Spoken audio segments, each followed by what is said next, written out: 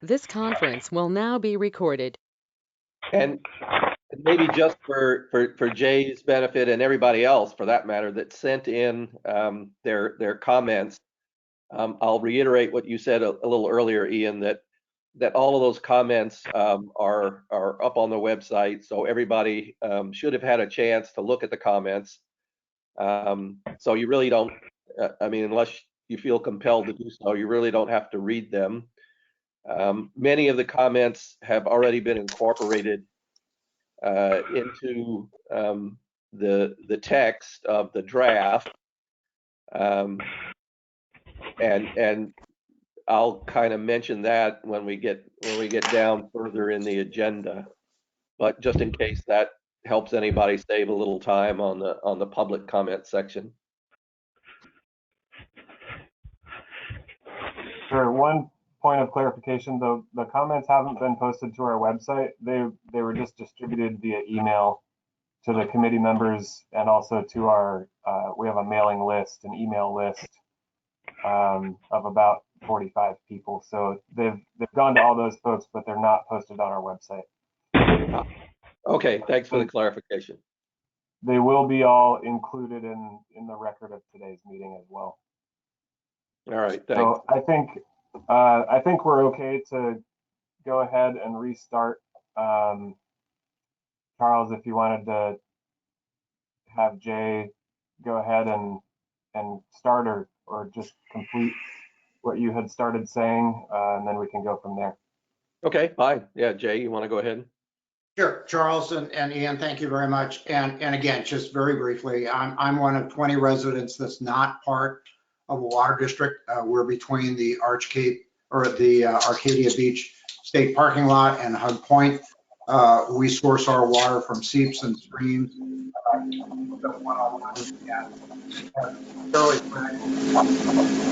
Just like to make sure that through this process and my prior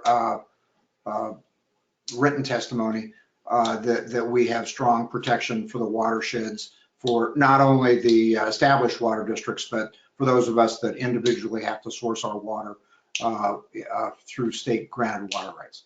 So that's, I'll end my testimony with that. Thank you. Thanks.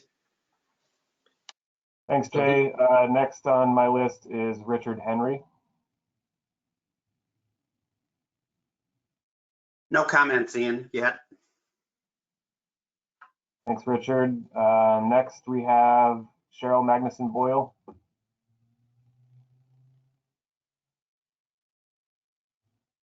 And if you'd like to provide any comments, go ahead and unmute yourself. Here we are. Thanks, Ian. Yes, I agreed mostly with those comments, but I do want to clarify a couple of areas. The utility easement, greenway, and pathway comments issues I do disagree with in the body of the document. I do see these as areas where that might impinge on individual private property owners. And I agree with Nancy Chase's comment that this is something that when there is utility easements that go through private property, that pathways and green belts need to be taken into account with individual property owners and have property owners' rights be prime in that particular situation. The other issue is private pathways to the beach. That was something that was in the coastal armament section, and I'm not sure why private beach pathways is an issue, and would like to know from the committee members why this was an issue. It doesn't seem that a well-constructed and well-thought-out private pathway would in any way inhibit or impair coastal armament. So I think that that should be deleted from the body of the document. Thank you. Thank you for your input. Who's next, Ian? Thanks, Cheryl. Let's see. Next, we had Susie Henry. Hi, I have nothing to add right now, but thank you. All right, thank you, Susie. And I believe that is it, Charles.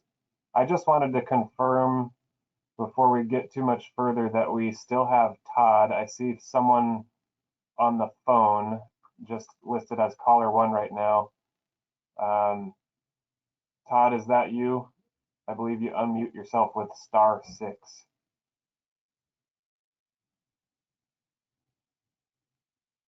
Have any further comments? Okay, that is, sorry, could you state your name again, caller 1? Yeah, Alan Solaris. Okay, I commented earlier. Yeah. thank you. All right, so maybe we lost Todd. Hopefully he will rejoin us shortly. So that's it for public comment, right, Ian? Yes, that's it. Okay. So I wanted to give a brief countywide CAC update. So I'm the liaison for the Southwest Coastal Citizens Advisory Committee to the countywide Citizens Advisory Committee, and that committee had a joint meeting with the Planning Commission on October 26th. It was an 8-hour meeting, and we went through Goal 5 in quite a lot of detail. And obviously, spending 8 hours, I'm not going to summarize everything we did, other than to say we did go through it in quite a bit of detail. But that was kind of followed up with a meeting a day before yesterday on the 8th of November. So Crest, kind of in response to that joint CAC meeting, when we went through Goal 5, there was an awful lot of discussion in Goal 5 surrounding wetlands. So there was a request out of both the countywide committee and the planning commission for Crest to give us a presentation, which Crest did on Monday, or whenever the 8th was, and that was a really good presentation by Crest.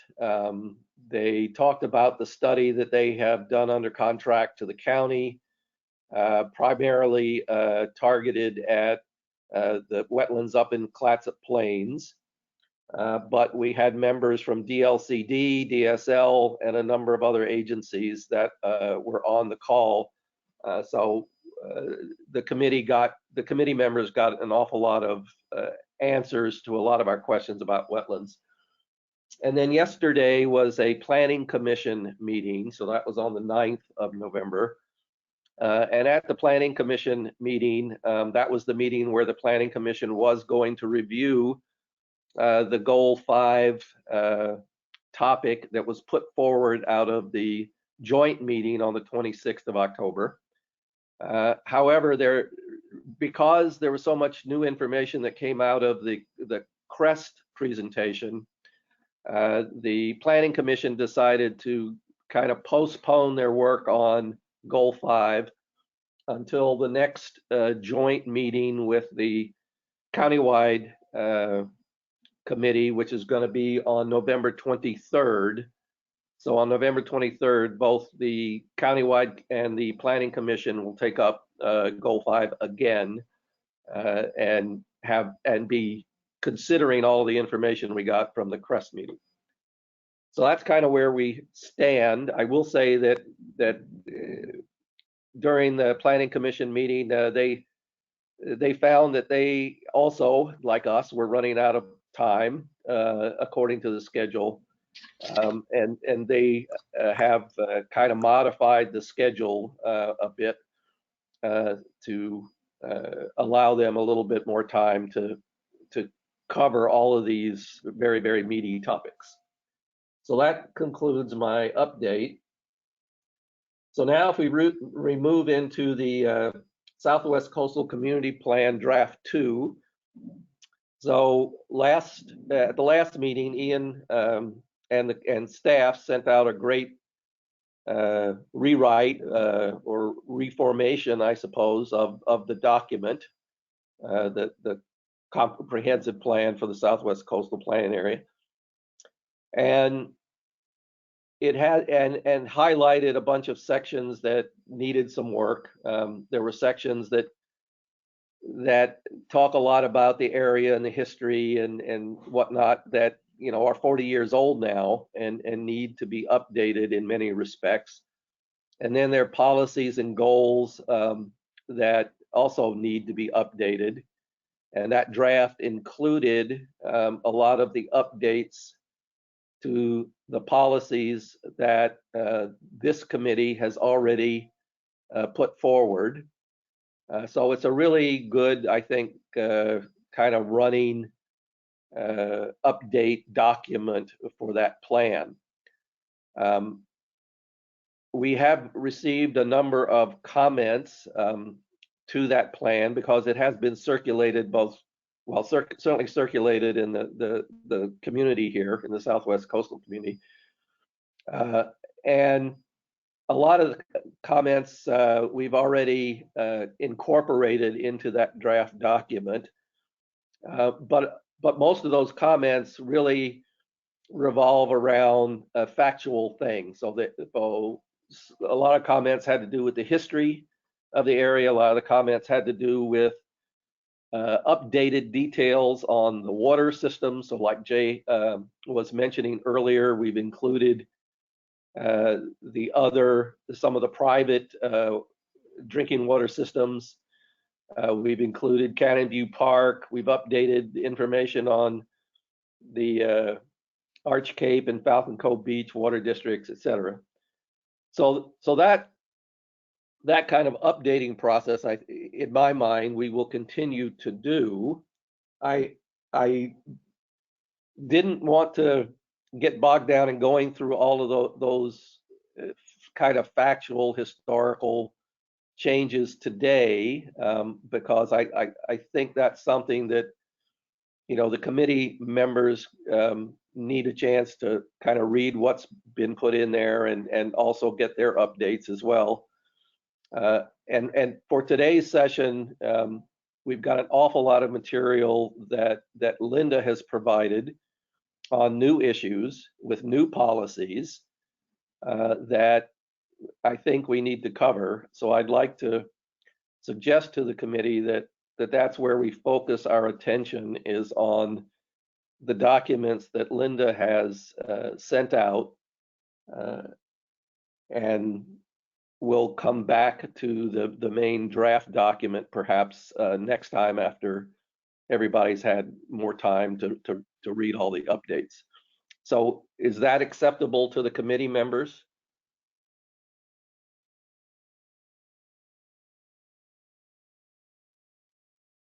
Yeah, you're on mute, Linda.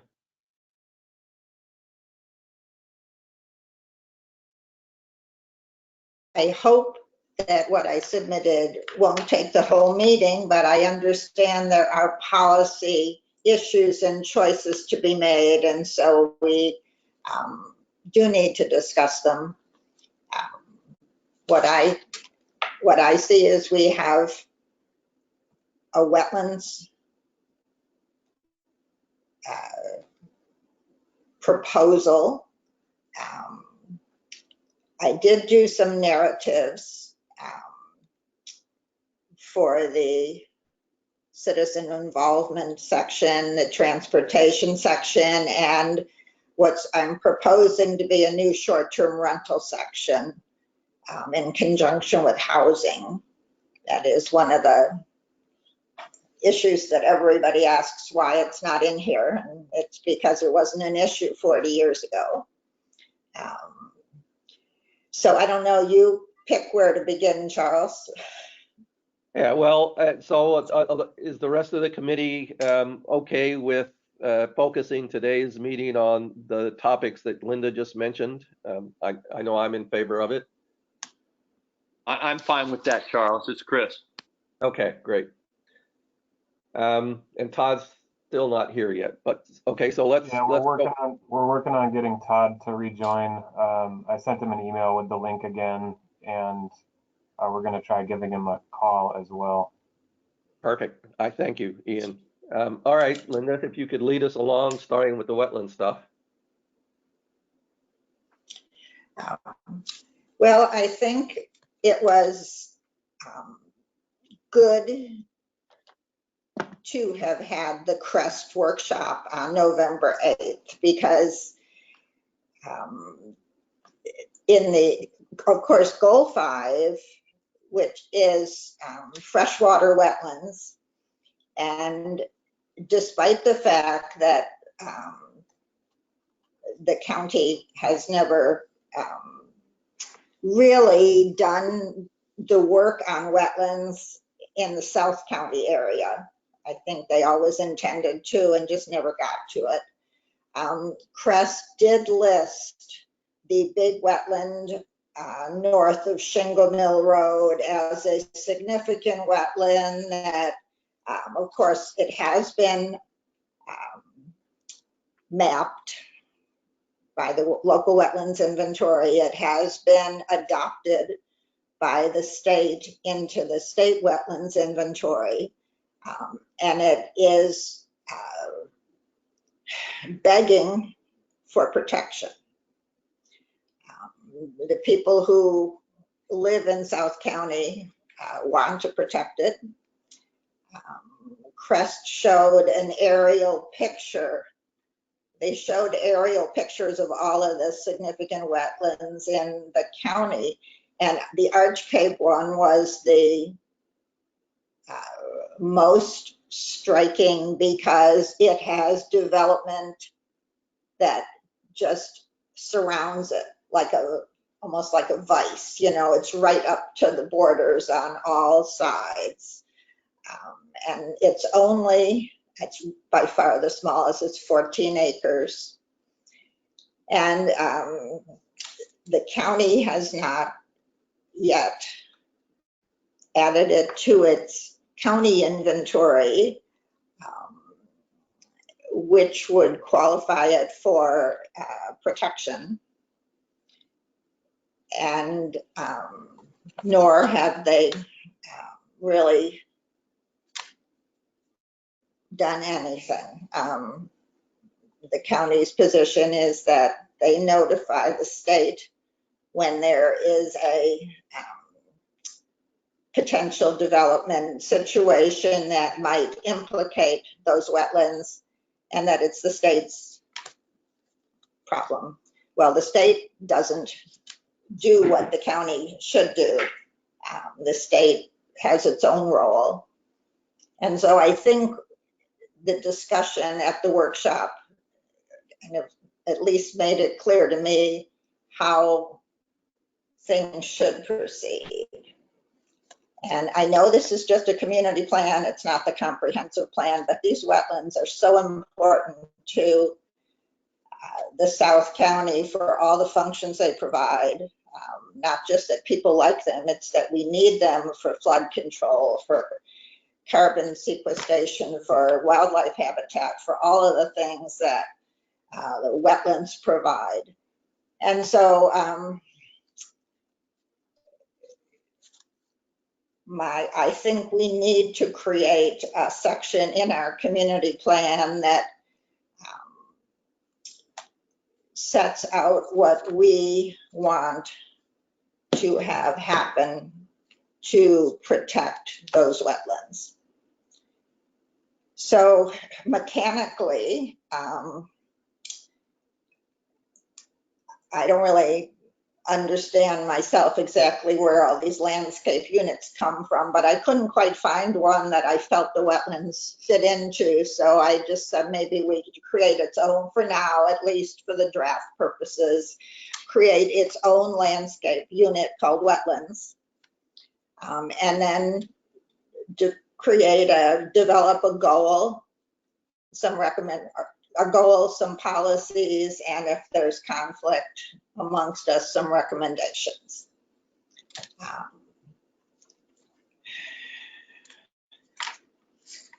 So what we, I would Go ahead. certainly agree with that. And you know, procedurally, perhaps you could make a motion to create this wetlands landscape unit in the document, and we could get someone to second it and vote on that, on doing that. So moved. Does somebody want to second that motion? I'll second it. It's Oh, Chris. excellent. Thanks, Chris. All in favor say aye. Charles, aye. Linda, I. Chris, aye. Okay, great, thanks. So you want to take us to the policies there, Linda? Yeah, I was going to say the second thing on this table is simply the narrative that goes with the landscape units.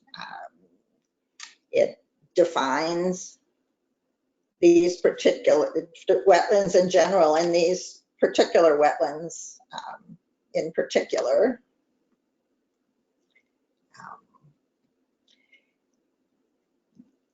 Page 2 of the table is a history section because there's a lot of history behind the efforts to get these wetlands protected. And then I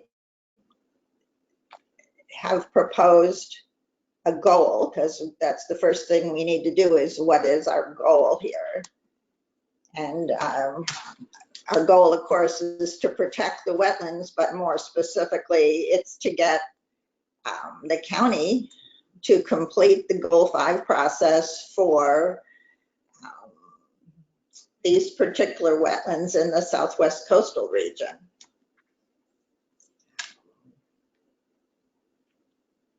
So I would agree with that, but should we include in the goal the statement about adoption of the 2011 local wetland inventory that's already been approved by DSL, or do you think it's better to have that in the policy? In here.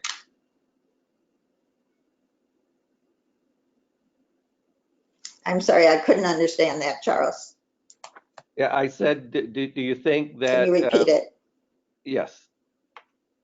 I said that we could either modify the goal to specifically include adoption of the 2011 local wetland inventory study that was approved by DSL, or I mean, we could put that down in one of the policies, but at least in my own mind, I think of it as a goal, but I'm okay either way.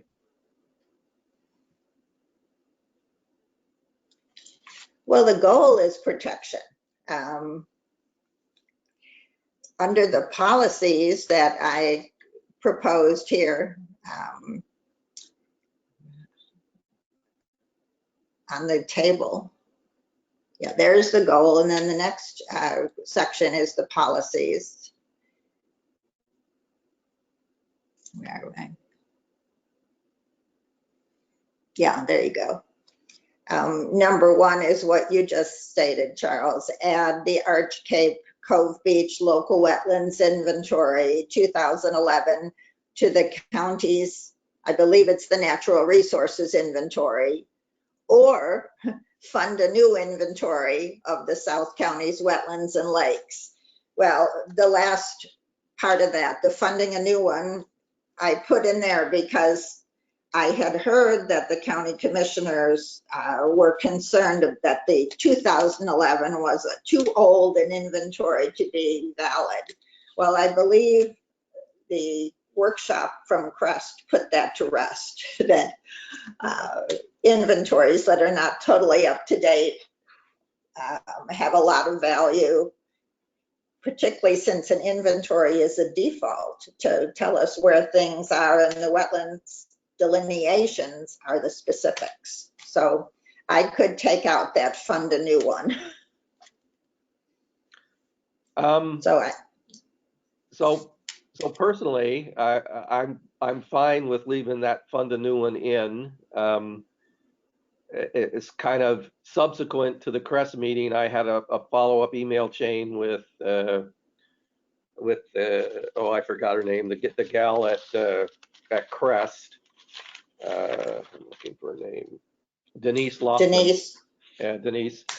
And she said that, so far they'd only been funded to update that Duncan Thomas report, but they could get funded by the county to do more, and I think she was open to that. So yeah, I think it's great to leave that in. Okay. Well, I would move that we adopt policy 1, proposed policy 1, as written. Now, I don't know what you've got on the screen here, Ian. So Linda, what I'm doing is adding what you've proposed into the draft plan. Thank you. Just sort of to keep things moving efficiently. I'm editing this document live as we go, so that any recommendations you make will be immediately available in an updated draft. So, Okay. Obviously you may or may not have consensus on adding all of these items, but what I would suggest to make things a little bit more efficient is maybe to run through your proposal in its entirety. And then if you wanted to, deliberate and then decide on what you want to keep or change or remove, or if you just want to make a blanket, let's agree to add all of it. I think that might move a little bit quicker. Okay, that's a good idea. So there's actually 7 policies that are on this proposed list. We just discussed the first one. The second one is adopt a local protection program for any lakes and wetlands in the Southwest Coastal Region identified as significant. And that protection program would include setbacks within 50 feet of any existing or proposed development, including roads. In the alternative, adopt a safe harbor ordinance. So either do the analysis to create a local protection program or adopt a safe harbor ordinance. Yeah, I like it.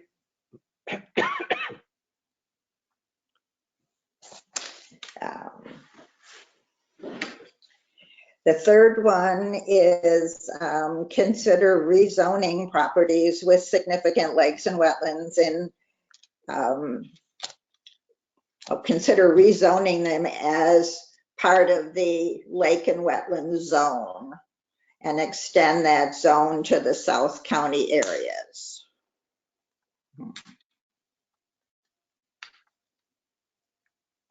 Yeah, I would agree with that as well. Fourth one, encourage state and county to prohibit filling the remaining wetlands in Arch Cape and Cove Beach.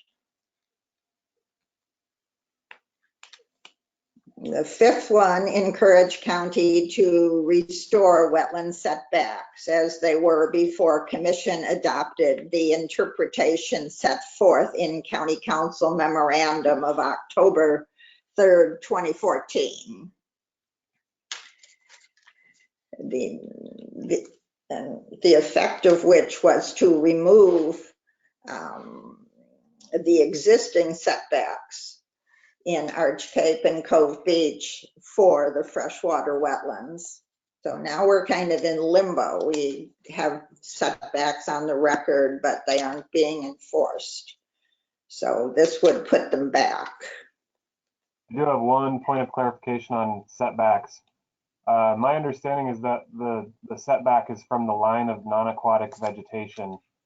And so we have that memo that you're referring to from County Council, which set a precedent, essentially stating that those quote unquote aquatic vegetation was only found in estuarine areas. And so for freshwater wetlands, there was no setback required, but there was still a setback required for brackish or estuarine wetlands. And so just to be clear on aquatic versus non-aquatic vegetation, that would probably take some outside expertise, because not all wetlands necessarily have quote unquote aquatic vegetation. And so we would probably need to rely on the applicant to verify, probably via a consultant, where there is actually aquatic vegetation and where the line of non-aquatic vegetation is. It wouldn't apply necessarily to all wetland boundaries. It would be to the line of non-aquatic vegetation, only where aquatic vegetation actually exists.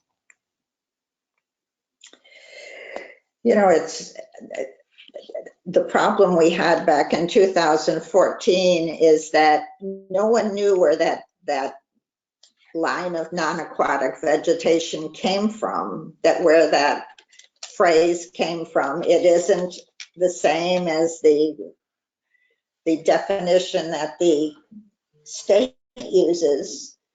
And, you know, so county council set about trying to define it, and the only place he could find the word aquatic was in the shorelands area.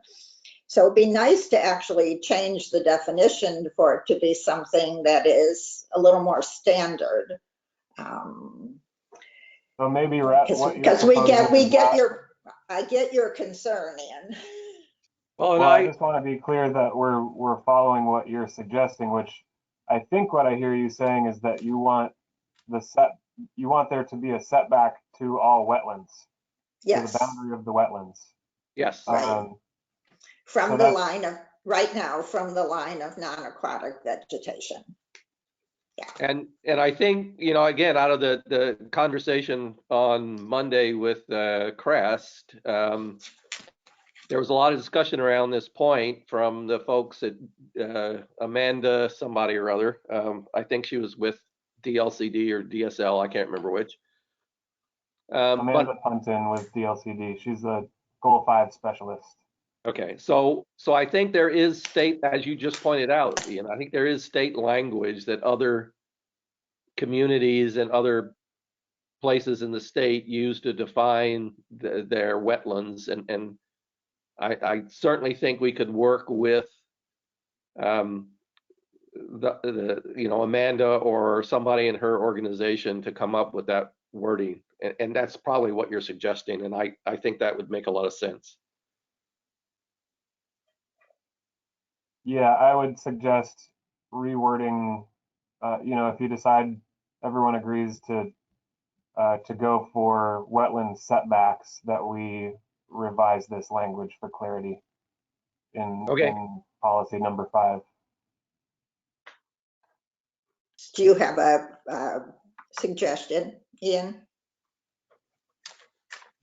Well, again, what I think I'm hearing you saying is that you want the setback to apply to the boundary of a wetland. Is that right? Yes, all wetland. So that would either be the boundary of the wetland as mapped, or the boundary of the wetland as delineated by a professional wetland scientist. So I would, you know, again, suggest clarifying in this policy that the setback would apply to the boundary of the wetland, and leave terminology about vegetation out of it, because a professional wetland scientist would be able to determine the boundary of the wetland, or if someone didn't want to hire a consultant, then, you know, maybe the wetland boundary would just be what is mapped, which usually that makes sense. That makes sense than what's on the ground. Yeah, I like that. I agree.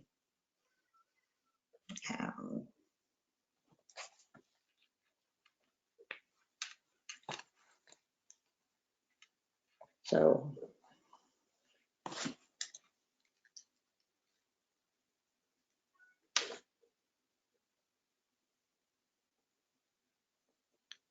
The other question I have on this one is, do you want the setbacks to apply to all wetlands or only to those identified as significant?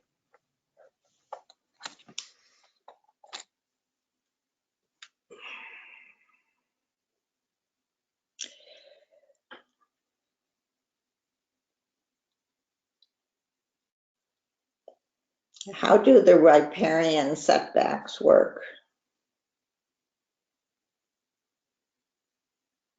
Well, from the CREST discussion we had, there were all the riparian setbacks tend to be related to streams, and streams or rivers, something that flows, and they had different riparian area setbacks depending on the flow rate of the stream or river. And with respect to wetlands, that riparian setback only came into play when a wetland was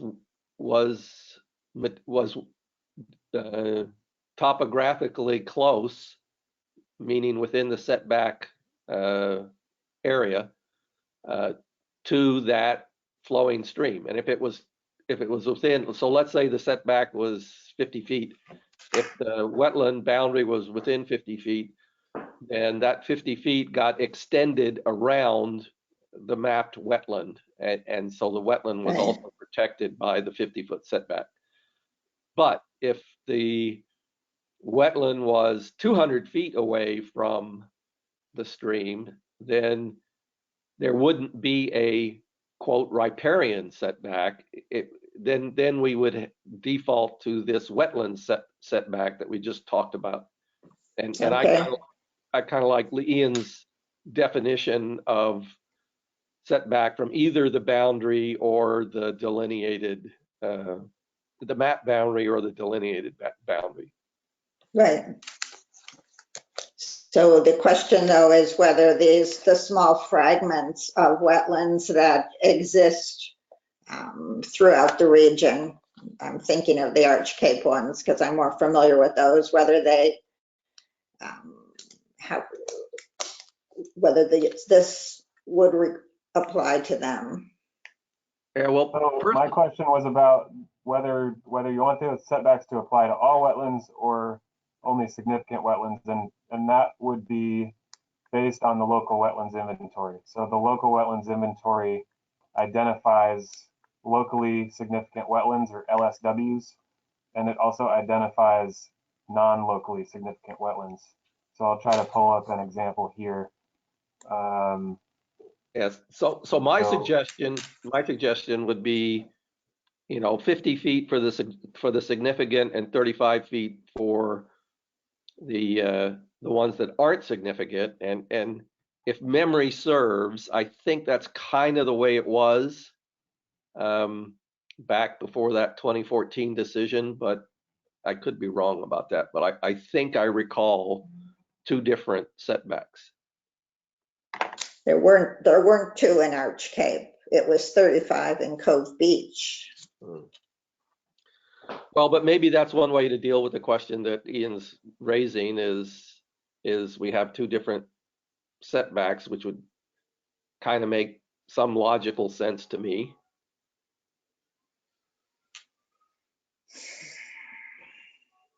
Well, the small ones deserve protection. I'm not arguing with that. But not 50 feet is a lot when some of these small wetlands are not very big. Yeah, I agree. Well, and the significance doesn't depend entirely on its size. There's a whole set of criteria if you look at the Arch Cape local wetlands inventory for how a wetland could be classified as significant. And size is only one part of it. So if you look at the map, here's an example.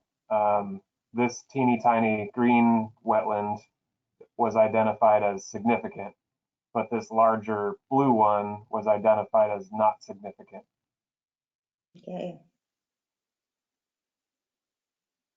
So the green, Well- again, the green are significant and the blue are considered not significant. And it's based on those criteria that are established in the local wetlands inventory. If you look at the whole report, it describes those criteria. Well, I'm inclined to not overreach here and to stick with the significant ones. We could put in an alternative. We could put in a 50-foot setback for the significant ones and a 25-foot one for the non-significant ones. And then, you know, this is all going to be open to public comment, and we may decide that isn't a responsible way to proceed. I don't know on this issue. I'm not well enough informed on that. Yeah, well, I like your suggestion, and I, you know, for the time being, as you point out, all of this stuff is subject to change. For the time being, I think that's a good way to approach it. So put them both in, and then we'll see. Yeah.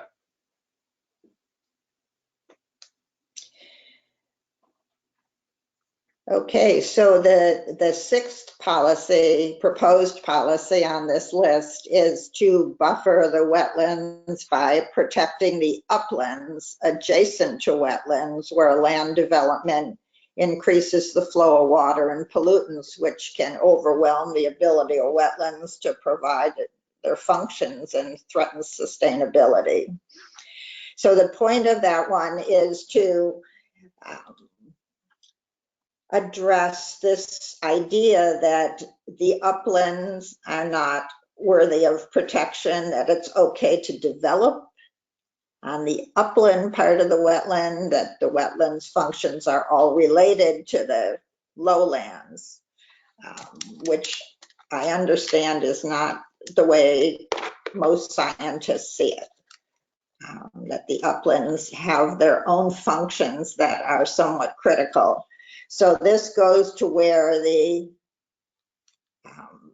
boundary of the wetland is, I guess. So I just wrote this as a concept that the uplands are worthy of protection.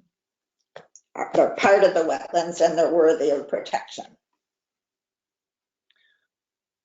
So on that point, I guess I have a clarifying question for Ian, because it seems like when uplands are developed, if I remember correctly, I think, isn't there some regulations or rules regarding, you know, stormwater drainage and that already would restrict the developer from channeling any runoff or stormwater into the wetlands? He'd have to channel it somewhere else, or am I dreaming? So one of the functions of wetlands is actually filtering stormwater. And so like that's one of the things that wetlands are really, really good at, is filtering pollutants. That's not to say we should dump pollutants into wetlands to get rid of them. I guess my question is recommendation 6, should that be a separate thing from recommendation 5? Because I mean, if you're applying a 50-foot setback, that to me essentially is the same thing as what you're suggesting in number 6. That's the buffer to protect the wetlands, which would go into the upland area. Because really the boundary between the wetland and the upland, it's just the boundary of the wetland. So if you're already applying a 50-foot setback, that I think accomplishes what you're saying in number 6. I guess my concern is that if I understand that different consultants have different degrees of respect for the upland portion of the wetlands And I would like to put something in that highlights the importance of the upland portion. I don't know if this gets to that exactly, but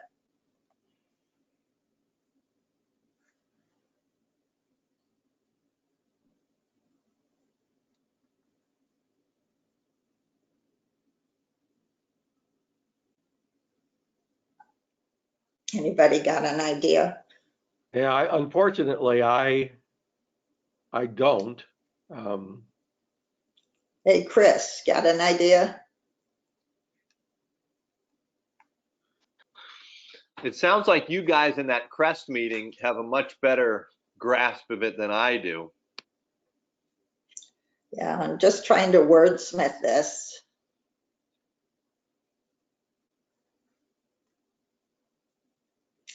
Well, I would propose leaving it. I think we're going to get comments on this and hopefully some improvements to the terminology from those who work within this area. This is a draft and we can also tinker with it once we've got it in final, or before we have it in the final. I'd agree with that. So the last one here, encourage the county to require an additional fee when an applicant proposes to develop wetland property to be used to pay a county wetland expert to verify all wetland delineations based on a developer's paid consultant. And that arises, just an example, it is a problem that DSL is no longer requiring field verifications of wetland delineations. And there was a recent delineation that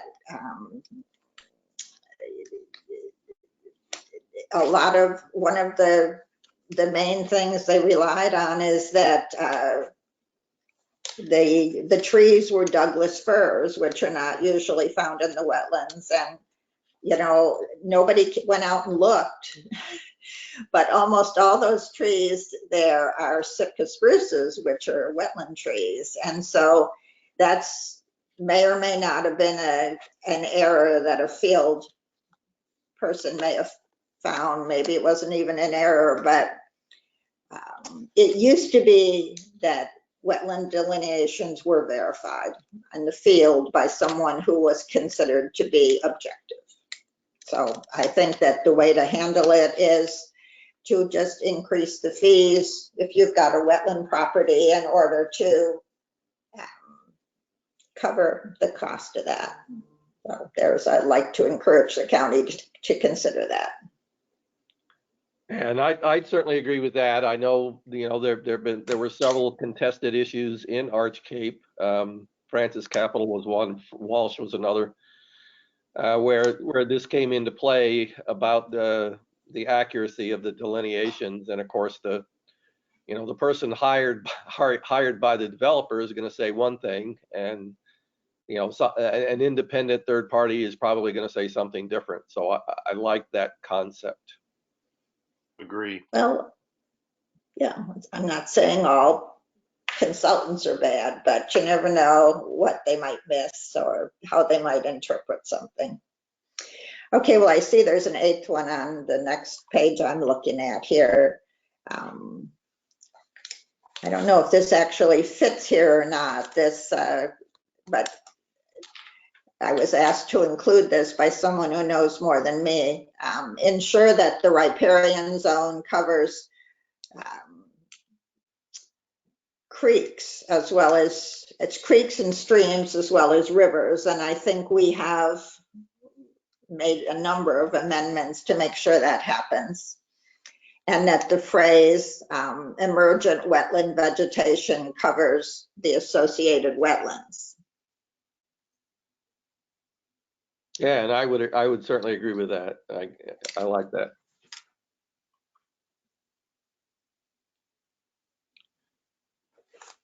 Okay, So those are the 8 policies that I'm proposing, and I would move to include them in the draft of the community plan. I'll second that, Linda. Great, and I agree. So Charles says aye. Linda, aye. Chris, aye. All right, thanks. Good.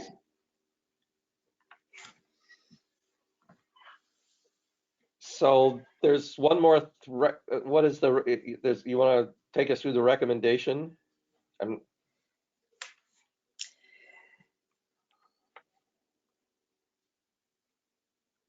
Or is that something different?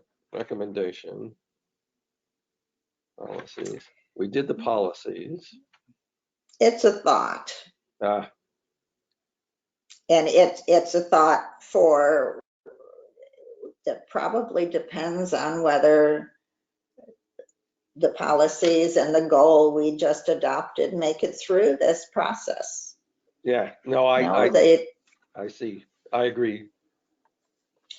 that's why I put it as a recommendation, is to consider, approaching it from a different way if in fact we can't get where we need to go through the normal process. So Linda, I had a question about this one. The way I read the recommendation, you're saying goal 5 only requires a county to do local wetland inventories for areas that are inside urban growth boundaries or in urban zones. I'm not familiar with what you meant by urban zones, but the way I understand it is that what you're referring to, again, is a requirement that local wetland inventories exist inside urban growth boundaries. So what I read when I see this is that you're suggesting establishing an urban growth boundary around Arch Cape, which would mean incorporating it as a city. And I wasn't sure if that was your intent.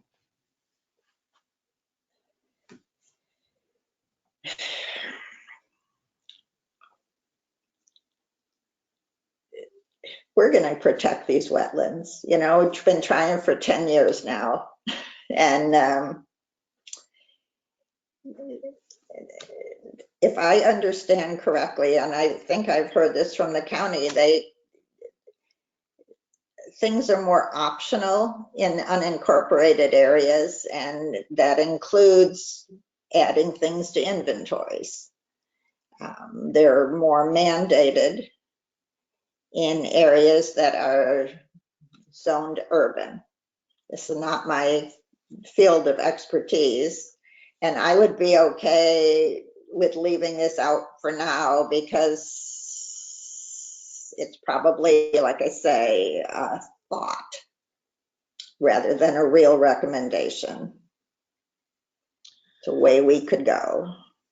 Yeah, I would agree with leaving it out for now and see where we go with what we already have. Because I think what we've just done is an immense step forward, and will accomplish probably a lot of what we want to see accomplished with respect to wetlands. I think it will, because the CREST study is very credible, and it's clearly those folks and also the folks at the state think this is what needs to happen, is we need to get those wetlands protected. So I think maybe we're on the right track. So thank you. Okay, perfect. So you want to move on to your other topics that you sent out? Citizen involvement, I think, was the next thing I had on the document.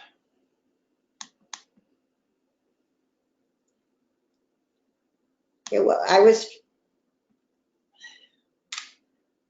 on a long airplane ride last night and I had my iPad And I know that we've been asked to look at the narratives, not just the policies, because they need to be updated. So it was a good time to work on some of that. So we, at the last meeting, adopted a number of recommendations about reforming a citizens advisory committee or keeping one or something, but we didn't put in any additional narrative. So there is narrative in the plan about the early Arch Cape Citizens Advisory Committee that started in 1974 and worked on the original community plan. So I just felt that there needed to be just a little more history that brings us up to date. And even though this is a subject that was very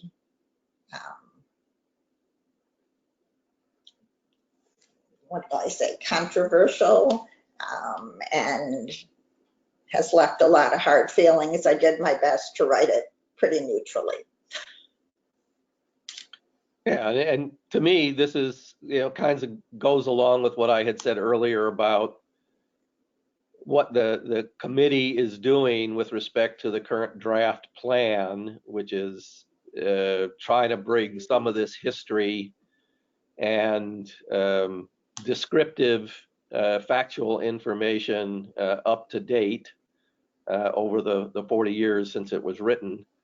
And to me, this falls into exactly that same category. I think it's just filling in a lot of the missing information, and it's, it's not a policy, it's not a goal, it's just kind of factual history. And I think it should be included in this update to make it an update.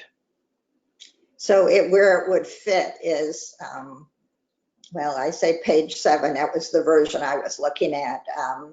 It's after the narrative and right before it says citizen involvement goal. So that's where it would go. Okay, I agree with that. All right, now there's 2 other sections. One is short-term rentals and one is transportation. So which one do you want to talk about first? Well, let's do short-term rentals. I mean, that's going to be the longest. And if we run out of time, I'd rather have at least started to tackle that one than transportation. Well, if you read the community plan, it's way back in, the old days, because it specifically says there's almost no short-term rentals. We're all just kumbaya here. And that is how it used to be.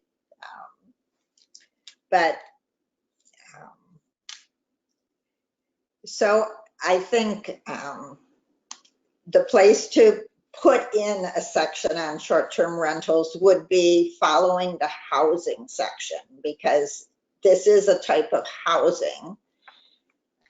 Now, if there's a better place for it, Ian, please suggest it. It's where it goes, not so important to me. And I think it would be its own section. And so I wrote a narrative to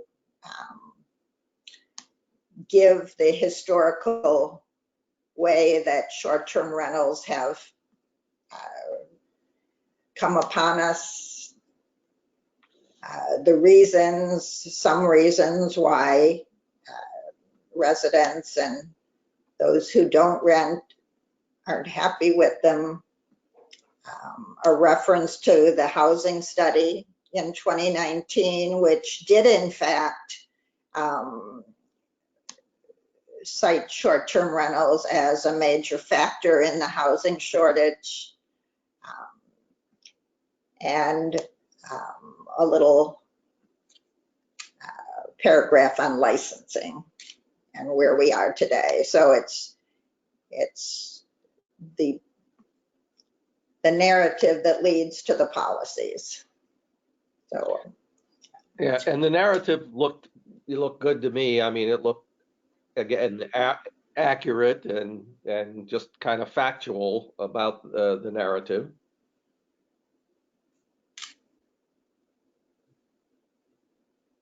I see we got Todd back. Good. Hi. I've been attending on the phone, so I'm finally back to my computer and got Ian's email. Yeah, I'm back. Good. Thanks. Perfect. Good. Thanks for that clarification, Tom. So do you want to go through the policies then Yes. before we decide about the narrative? So 6 proposed policies. Number 1, define short-term rentals as commercial activity and restrict new licenses to homes in the commercial zones.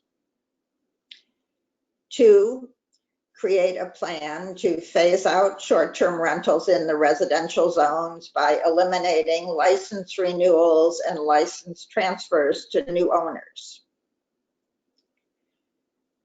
I can already hear blood boiling. 3, Well, limit. so I was going to have on that one. Go ahead, Todd. Go ahead, Charles. Okay, I'll go ahead. I wanted to get clarification on the last one. I think it was number 2. If you would read it again, it seems to me that it says that short-term rentals would be phased out upon renewal. Right. Is that Or so? upon sale of the home.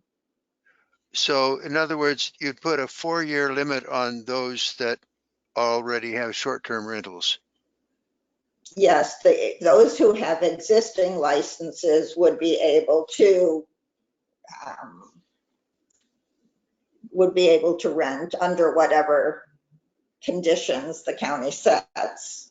And it would, So that was my intention. Okay, I think it needs to be clarified. I think someone could argue that it's either or renewal or sale of the home would terminate short-term rental capacity. Yeah, and I would agree with that. So we want to change it. We want to change the language slightly so that it's clear what your intent is.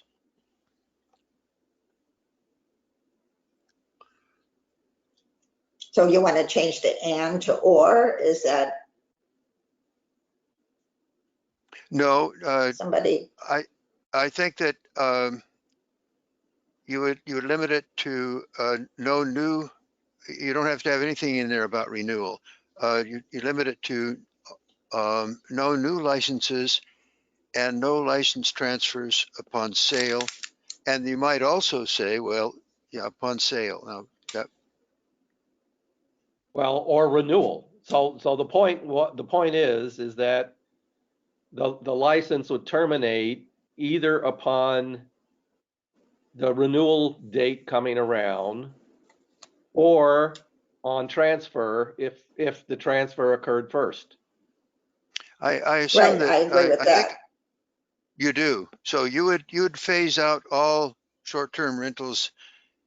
I think that renewal term is 4 years. Ian, is that right? They'd all be phased out upon renewal. Either 4 or 5. I think it might be 5. They're 5-year Okay. permits. So Thanks, if Jeff. someone had their permit for 4 years, they would be terminated the next year. Is that your intent? If you got your 5-year, actually, if you got your license last year, it would not be renewed. There would be no more renewals. So you would have another 4 years that you could rent. Right. And conversely, if you got your license 4 years ago, you would have 1 year Right. of continued rental. Right. Well, I think you're going to find a lot of resistance on that because the investment and so on in short-term rentals is such that I suspect that people would be in an uproar. who lose their license? Yeah, I think there's so many people on both sides that it's difficult to write something that is going to make everyone happy. You know, Yeah, so I'm in favor of the concept and kind of in favor of the wording we just established, that the existing permit lapses upon renewal or transfer, whichever comes first. But to your point, Todd, if I think about what Lincoln County just did, so they have a hardship clause in their ordinance, and it was an ordinance that was approved and passed by the voters of Right, I'm aware of it. Lincoln County. Mhm.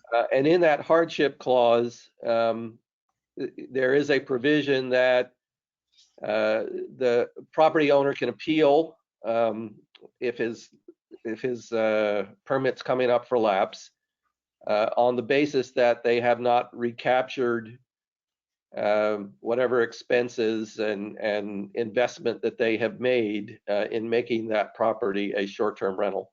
And so there is a provision for that in that Lincoln County ordinance that addresses the point. And so I think something like that could certainly be crafted to make sure that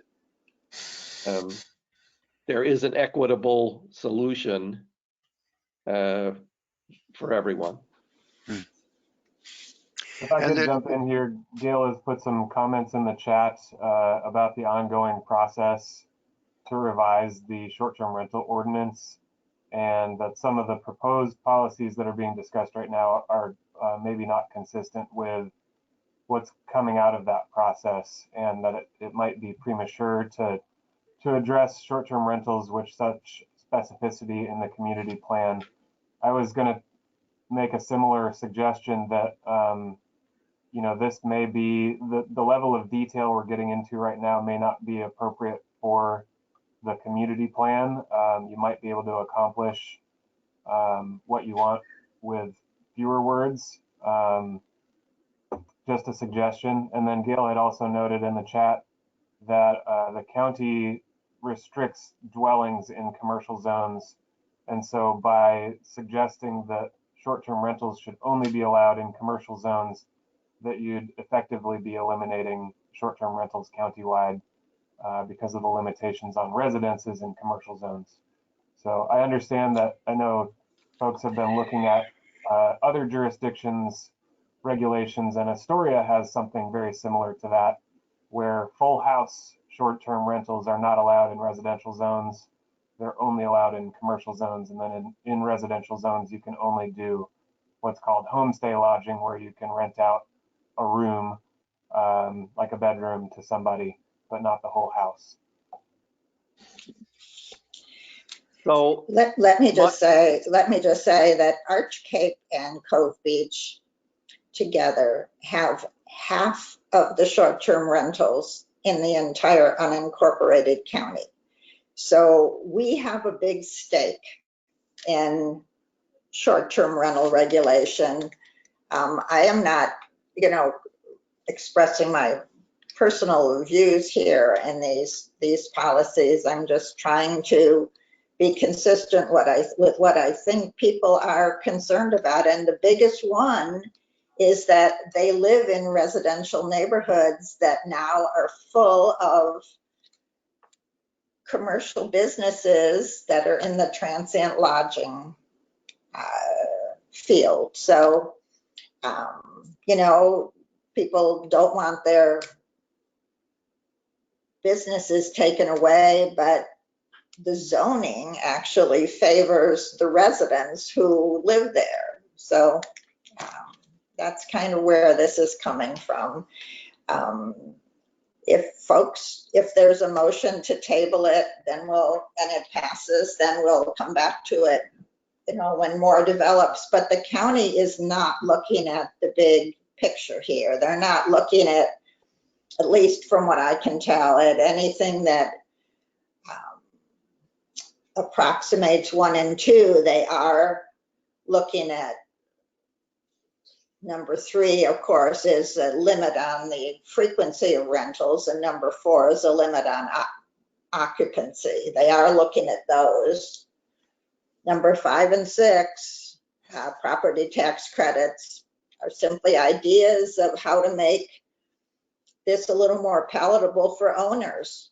You know, if you consider offering property tax credits to owners who terminate their licenses early or who convert their short-term rentals into rental housing for residents. Yeah, so if I can jump on some of the stuff Linda just said, I think, my perception is that, our job as appointed members of the Citizens Advisory Committee, appointed by the Board of Commissioners to be on this advisory committee as volunteers, we are and have gone out to the community, and we have talked to many people in the community. And certainly in our particular CAC, the Southwest Coastal CAC, we've worked with the community club to set up a number of town hall meetings here in our community to reach out and get more input from the local residents in our planning area. And I understand that, that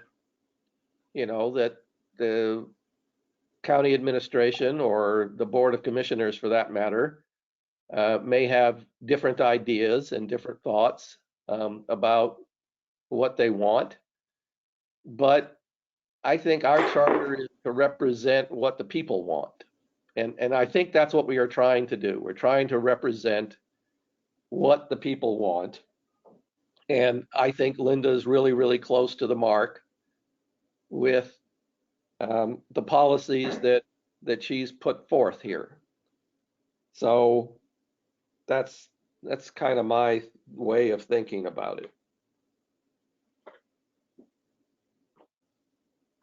And the county process on short-term rentals isn't going to be over by the time we're supposed to be done with this. So we got to do something.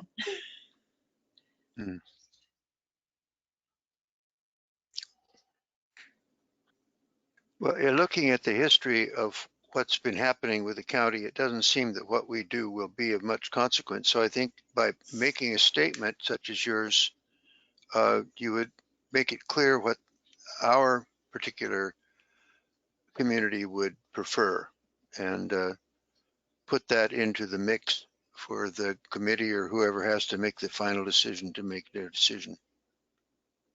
And I agree 100% with what you just said, Todd. And I think it's, as I said, I think it's important for us to do the job we were appointed to do and go on record with that.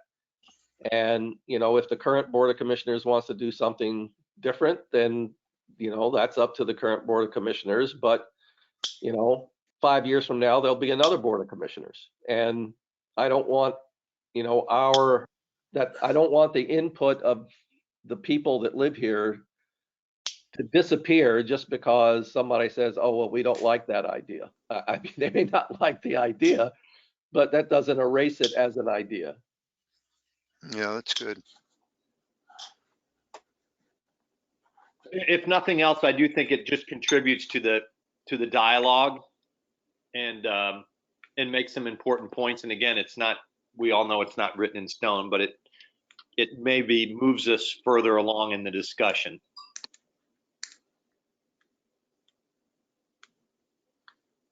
Yeah, that's all fine. I just want to make sure we're conscious of the timeline and the process, and that we may not need to get into the weeds on dissecting policy language, because there really is still quite a bit of work to do to finish out your process with getting a community plan that you want to present to the Planning Commission. Agreed. But so personally, I I'm happy with Linda's policies. And if Linda were to make a motion, I think that would be great. All right, I would move that both the narrative, the explanatory narrative, and policies 1 through 6 be adopted by us for the next draft of our community plan. Todd, do you want a second or no?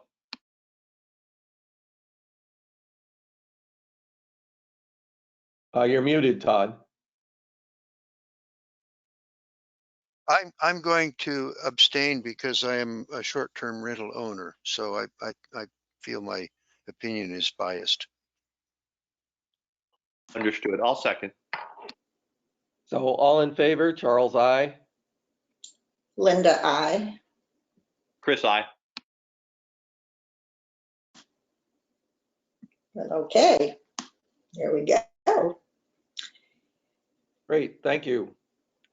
So transportation,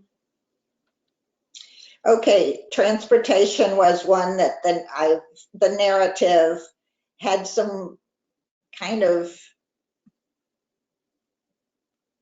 the ideas were all fine, but it had some out of date things, and it needed to have some new things included, because we've talked about things like the hazard of having to walk along or cross Highway 101, et cetera. So I just tried to rewrite what was there. So this narrative is intended to take out what's there and put this new one in instead. So be aware of that. It's not an addition, it's a replacement. And then there were transportation policies that I don't think we've addressed yet, that the existing policies, and that's what these policies 1 through 4 are, were just changes to those. And then I had 2 new policies I thought we might include. so if I could jump in here, I think I like the narrative. Again, I mean, we need to bring the narrative, up to date after a 40-year pause. But I certainly like to see us add into the narrative something about what's been done with affordable public transportation. So I think there is public transportation in Arch Cape nowadays, but I could be wrong about that. But I think Sunset Empire does have a bus that comes down here. So I think it would be good to capture. Well, I don't know. I thought there was. I honestly don't know if I didn't know about one, but maybe there is. There used to be a stop. I don't think there's a stop anymore, but maybe you can do it upon request or something. Yeah, I think it's not called Dial a Ride. Oh, maybe it is called Dial a Ride. I think it might have changed names or something, but I don't know. I sat on the Sunset Empire district board for a while, and I'm pretty sure I remember they had a route that included Arch Cape, and it may have been an on-demand thing, but whatever it is, I'd certainly like, and I'll be happy to investigate that part and make sure that it's accurate. But that kind of leads me to also want to include a policy that says, if it doesn't exist, it ought to, and if it does exist, it ought to be, affordable and usable by the residents. So there should be some degree of affordable and usable public transportation to Arch Cape. Can I interject? This is Cheryl Magnuson. The Tillamook County bus goes up to Cannon Beach and makes a stop in Arch Cape. Oh. All right, thanks for that. But I think We will have another public comment section just in a bit. So anyway, I'll be happy to research that with Sunset Empire and see where it is. And also the one that was just mentioned. Tillamook and Yeah. Tillamook. Yeah, it's good. So you want to lead us through the policies there, Linda? Oh gosh. Can you, Ian, could you put the existing policies up on the screen? Because these are.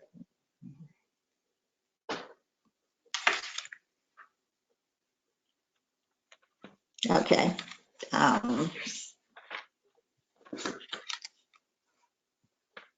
Okay, there we go. No, wait, that's not the ones I'm thinking of. Existing Is transportation it? policy. Is it?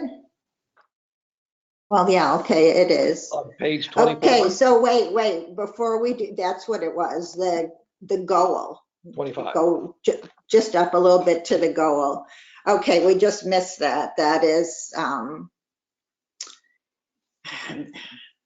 have a restated goal to propose. Right now it says to maintain an efficient and safe transportation system in keeping with the character of the community.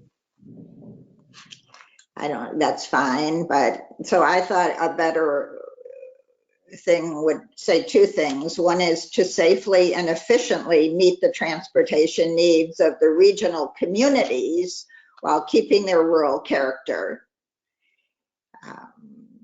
And the second is to improve safety for vehicles and pedestrians accessing Highway 101.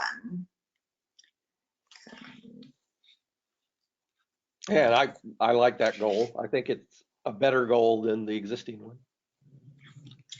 And when I say communities, that's because this whole community plan is very Arch Cape centric. And I think we've learned that the Southwest Coastal region has a lot of different communities in it. Right. Okay, so policy one. Hold on, I'll find it here.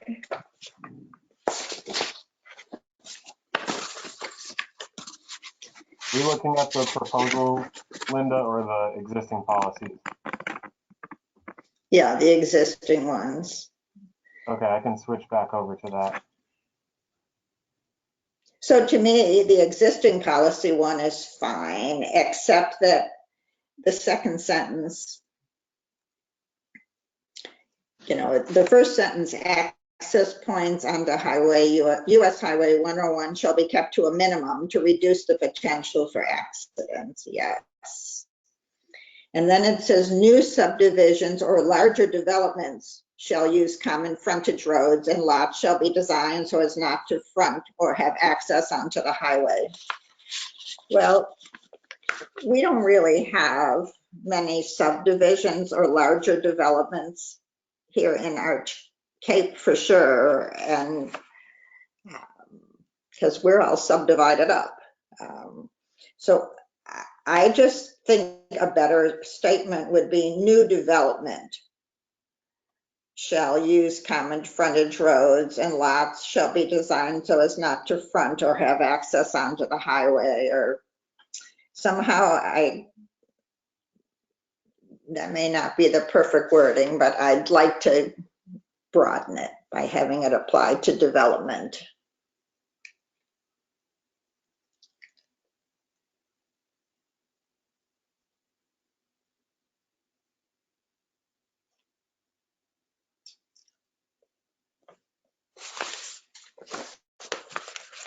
Okay, do you want me to go on?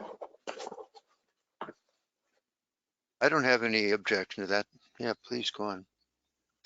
So number 2, currently says streets in new developments shall be designed to minimize disturbance of the land by following contour lines and avoiding cut and fill construction techniques. Well, that's great, that's good. But I thought that it would be good to say, put a comma after contour lines, take out the and then at the end add, and retaining mature trees to the extent possible.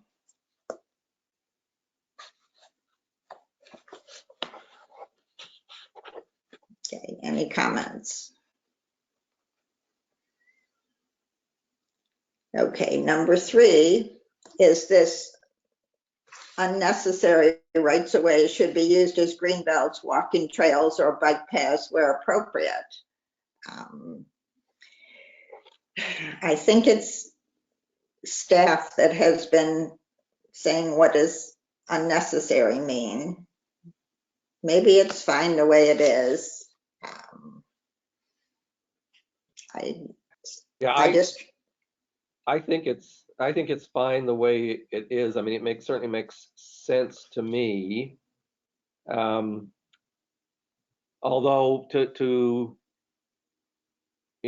clarify it with some of the prior comments regarding utility rights of way, here we may want to say platted street rights of way, not needed for vehicular transportation. Well, yeah, okay, that sounds good. And then I went a little further, should be used as green belts, walking trails, or bike paths rather than being vacated. Yeah, and I think that's good. I like that.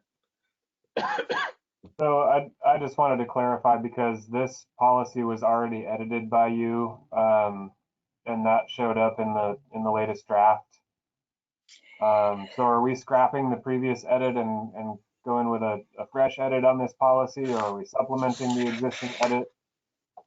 I told you it's. Okay, so yeah, so I think the green highlighted thing makes a lot of I mean, I'm happy with that personally.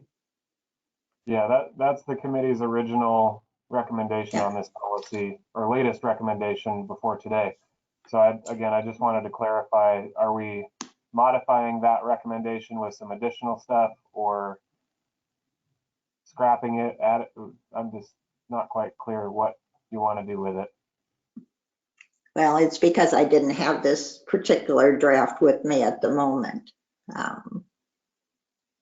So are you okay with? It's fine, the one we already worked on. Yeah. Perfect.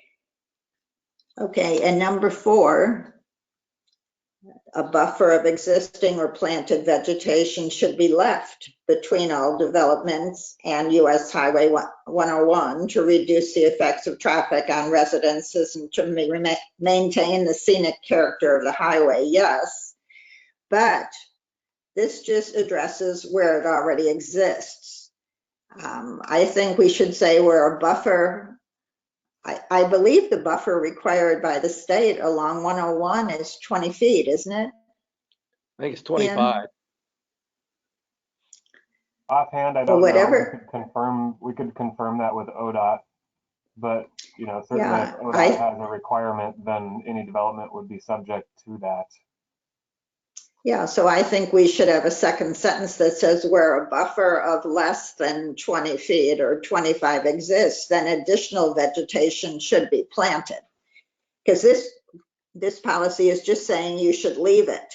But I think if it's not there, you need to add it in. And I believe there's a state statute or administrative rule on this.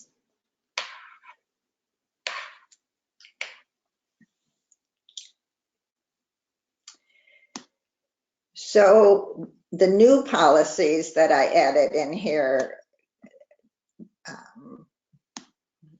as proposals,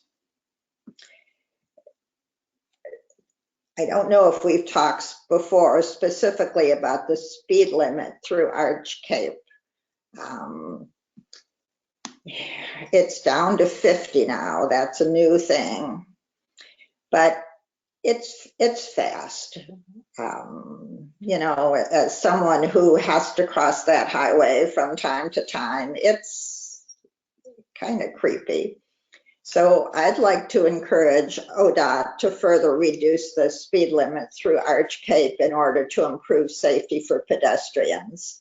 And I'd be happy with 30, even 40, but 50 is still too much. We're a residential community on two sides of the highway, and we don't have any traffic lights, you know? So if others are interested, that's one I personally would like to see included. Yeah, and I'd second that.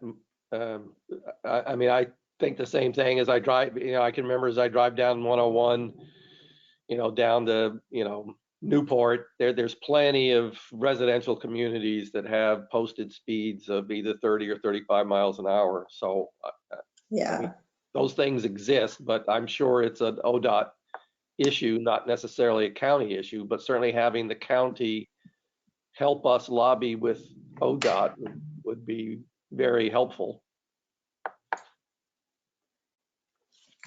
And then the final one that's also a proposed new policy. Encourage the county to create a transportation plan for the east side of Arch Cape, which identifies common frontage roads, limits access points onto Highway 101, facilitates building streets to minimize disturbance to the land, and turns rights of way that are not needed for motorized travel into bike paths or pedestrian trails.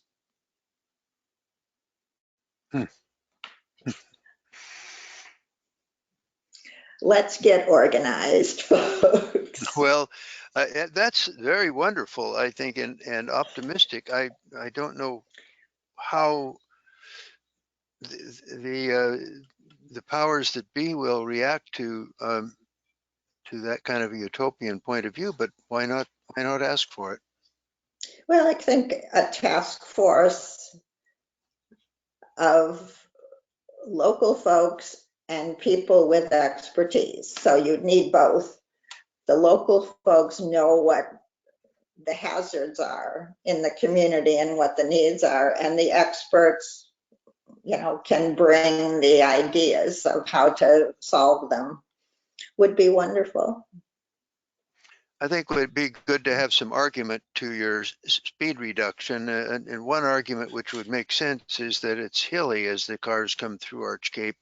And so their view of pedestrians is limited until they're fairly close. So it would be an argument to make the speed limit lower. That's a really good point, Todd. All right, Linda, so do you want to make a motion to maybe adopt the goal and policies? I would move to adopt to replace the existing narrative with the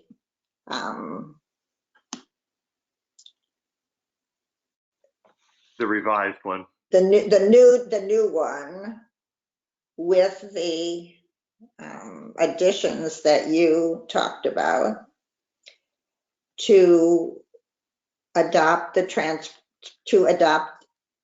new transportation goal to replace the old one, and to adopt the changes that are listed as policy 1, 2, and 4, and the 2 new policies. Yeah, I'll second it. So all in favor, Charles, aye. God, I'm. Linda, aye.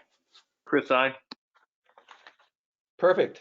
So I think we have just enough time to squeeze in, you know, perhaps another go round on public comments. And again, if you hold your comments 2 minutes, I don't know how many people want to speak, but we don't have a lot of time left. So Ian, you want to shepherd us along? If the public doesn't get to say what they want, please write us. I mean, Yeah. You guys have a lot of information. Yes, written comments are always welcome. That's a good point, Linda. Okay, I see Jay Halliday has come off mute. Let's start with Jay. I just have a question. I have a comment on the short-term rental. I mean, the reality is if you, or the pragmatic reality is that if you take it away, it'll go underground and you won't get a chance to manage it or deal with it. Tough issue, no question. We have a home in Hawaii. It's a tough issue over there, but dogs and noisy people and stuff like that, that could be family members, let alone short-term renters. So I think the better approach would be to try to manage it and understand the realities of it and work with it that way, rather than just having everybody put their head in the sand and say, oh, it's going to go away. We'll just outlaw it and it's going to go away. No, it will just go underground. So that's my comment. Thanks. Thanks. Thank you, Jay. Let's see, go back down the list. Carl Mattson.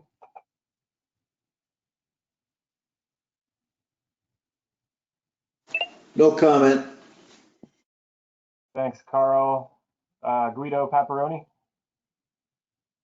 Yes, Ian, thank you. Just have some general comments about the meeting today, if I may. The first one is that many of the comments that at least I made today were made over the last year or two. And when I reviewed the documents, for instance, the Cove Beach Lake comment, there's been absolutely no change from the public interaction over the last year or two. So, you know, I'm sorry to be blunt, but it's the public here to comment but not to be heard. There's no back and forth, whether it is verbally now where we're putting comment or written back from members of the CAC. The second comment I have is about this 2-minute limit that was imposed today. Yeah, I understand it, that the meeting had to be kept in time, but some of us also have jobs to attend. So why wasn't this communicated in advance of the meeting? There are other things that people could be doing. Is this what you want from the public? 2 minutes and that's it? And then the third one, if I understood all the email traffic that we had in the last week or so, today was supposed to be about discussing the materials that were sent in advance. That's why we provided public comment. Why did we use the time then to discuss a last minute document that was sent out? Was it this morning? So general comment here, limiting participation of the public by the CAC was one of the red flags discussed by the commissioners, which led to the revision of the current process. So please keep that in mind. We are the public and we want to be heard. Thank you. Thank you. Thank you, Guido. Let's see. Richard Henry. Nothing for now, Ian. Thank you. Thank you, Richard. Cheryl Magnuson Boyle. Yes, the issue of low-cost housing. Right now, I know for a fact that there are places in Arch Cape that are being used as low-cost boarding houses, and they are not safe and they are not hygienic, and they are certainly not places that Arch Cape would want to have in their area. I did home visits during COVID to see people who were dying and see people who had clinics. And I visited these places in Arch Cape. And there are like 10 people living in a home with tiny rooms and 2 bathrooms. And this is not the sort of tenement living that we want our restaurant workers and our hotel workers to be living in our community. And this right now is what's occurring in our community for our low-cost housing. So there does need to be a solution for low-cost housing.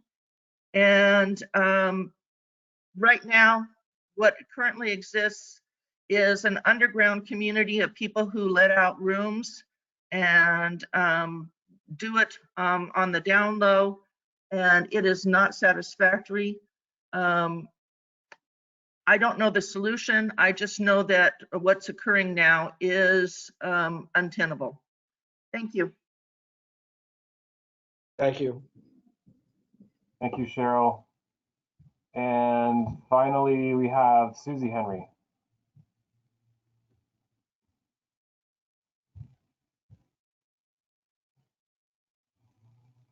Okay, not hearing anything from Susie.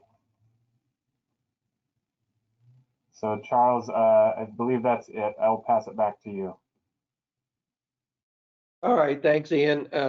So I think I'm trying to remember when our next meeting is. Can you remind us, Ian? Yes, your next meeting will be Wednesday, December 8th at 10 a.m. Okay.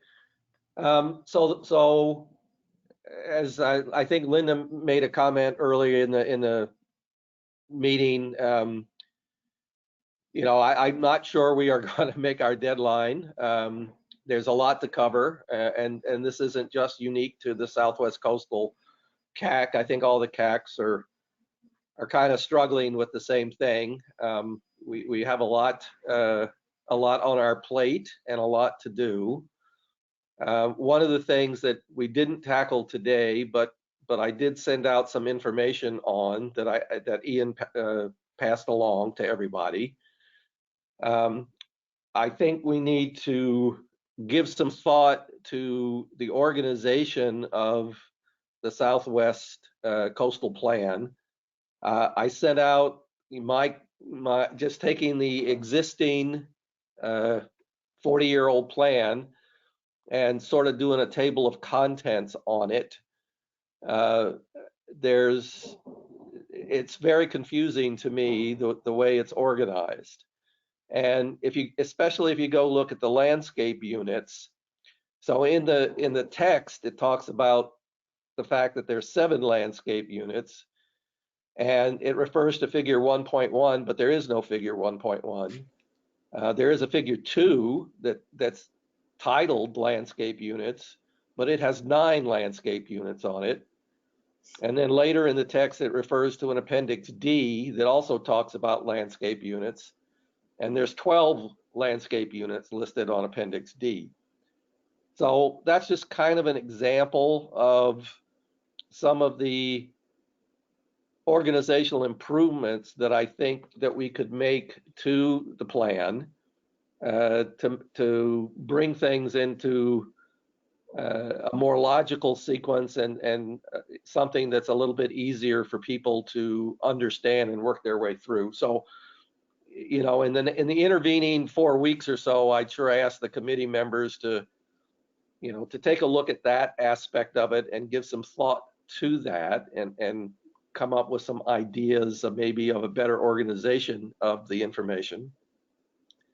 And then may I respond to that particular point? Sure. I find that troubling that we have an extra layer of complication in it, and would like to see that whole thing about landscape units deleted and references to it deleted. We can talk about specific situations and make ordinance based on that. Yeah, so I'd love to see a proposal from any of you or all of you about, you know, maybe how we could better organize it, because, you know, I certainly agree. And then another comment I made to Ian that he suggested I bring up at the meeting is, again, in reading through the plan, and I have exactly the same problem, quite frankly, with the Clatsop County Comprehensive Plan. There's a lot of terms that are actually defined terms, but they're not noted as such. So oftentimes in legal documents, I've found that if there's a term with a special meaning or a term that's what's called a word of art, it'll be capitalized, or maybe it's underlined or something, just to denote to the reader that particular sequence of words has a special meaning. And I'd certainly like to see our plan and the comprehensive plan at the end of the day adopt some format so that it's clear where defined terms mean something than just ordinary text. And some examples of that might be ocean front. I mean, everybody has their own idea what ocean front means, and yet I think it's a defined term somewhere. And there are a number of other examples that a person just picking up the plan, reading it, might come up with their own idea of what that ordinary sequence of words mean, but they might not be aware that it's actually a specific defined term. So give some thought to that, I suppose, and send around an email to let us know what you think about that concept. Other than that, that's all I had. We're over time, so unless anybody has anything else to say, and I see that, well, Linda's off her. I don't know, Linda, if you had something to say, your active mic, so. I am just wondering if we could schedule an extra meeting. I am also troubled that the public attends these and doesn't get to say what they want to say. I mean, we represent the public here, but so that's one thing, but also there's still a lot of sections of this that we really haven't tackled. Jay was here because he's concerned about watersheds that aren't identified but are in use for drinking water. That's actually a pretty important subject, and it's 20 families, critical. It's critical to them. So I think this schedule is proving to be unrealistic. Ian, rather than have an extra meeting in between our meetings, why is there this moratorium on going ahead, or this deadline? Can't we just go on into January and February if we need? I'll let Gail respond to that. She's been working on all of the scheduling, and honestly, I don't have the authority to add meetings or anything like that. So Gail, did you want to talk about schedule stuff? Yeah, so you may remember that back in June, the County Board of Commissioners approved a revised schedule for the comprehensive plan update process that included this time frame with the community plans being reviewed and completed by the individual planning area CACs by the end of December. Those plans are then scheduled to go for a review at work session with the Board of Commissioners at 2 meetings in February, and also to our Planning Commission for final review and recommendation back to the board. So that deadline and that schedule has been approved by the Board of Commissioners. We have 5 planning area CACs, one of which is handling 2 community plans. All of them are on track to complete their work on time in December and finish their process. So it's, but no disrespect to what Charles said, it is only the Southwest Coastal that is lagging behind at this point. Shame. Well, then maybe another meeting is what we need to do. Yeah, can we do another meeting?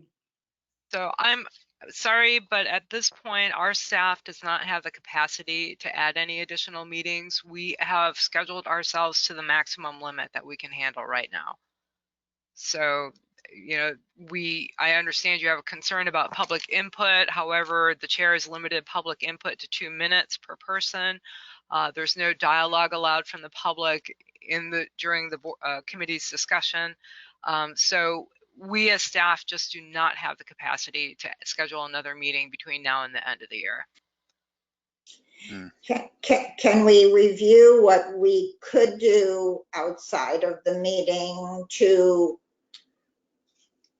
share ideas where we don't need to deliberate, but no, if you're having Linda, if the whole purpose of this process is to obtain public input and to ensure that we have transparency and accountability. You cannot be having your discussions without a properly noticed public meeting. Okay. And not to stick more work on Ian, I mean, the one alternative I can offer you is perhaps we could do an extra hour at your last meeting. Sorry, Ian, but I mean, but honestly, we do not have the capacity to put out another set of agendas for you when everybody else is on time, to schedule another 2 or 3 hour meeting in addition to the one you already have scheduled in December.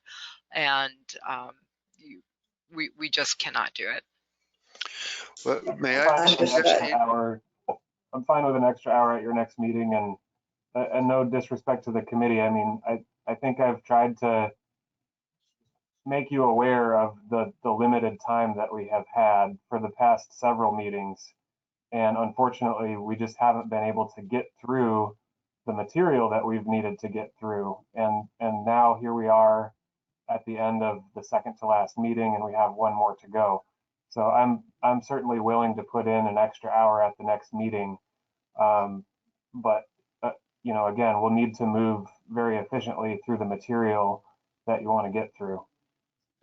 Then I suggest that we get our final documents to be reviewed early as possible so that we can go through, each of us, and make clear notes as to what we want to discuss, and maybe we can get through it fast that way.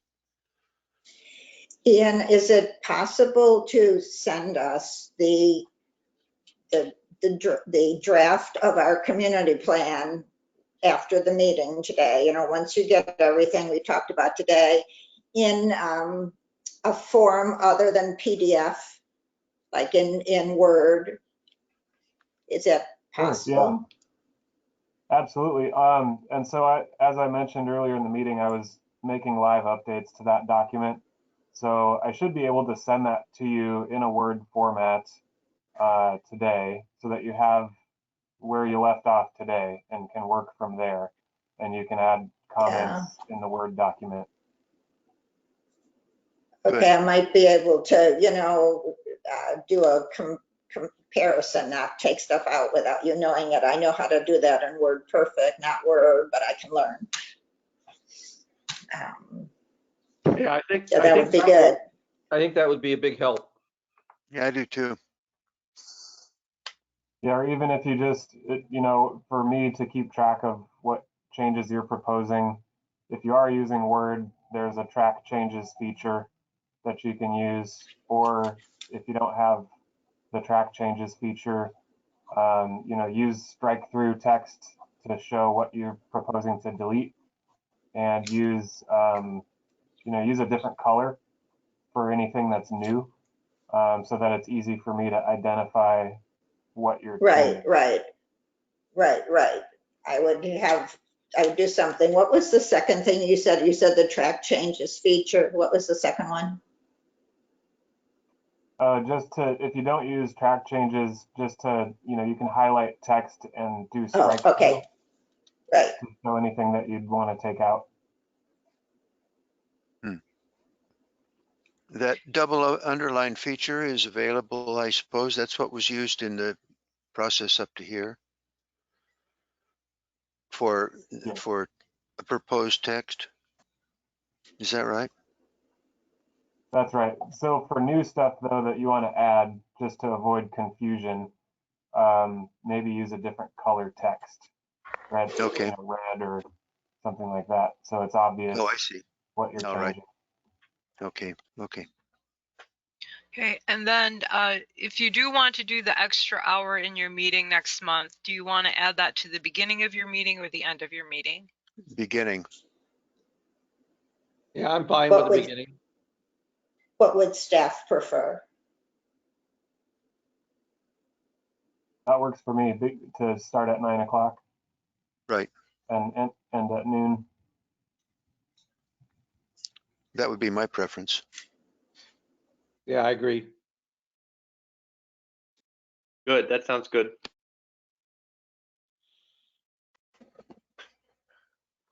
All right. Are there any other comments before we adjourn? Thank you all. Great, thanks. Yep, thank you. Thank you, Charles. Did a good job. Thanks, Ian, for all your work. Thanks, All right, everybody. you're welcome. Thank you all. Thanks, Bye-bye. Ian. Bye-bye. Bye.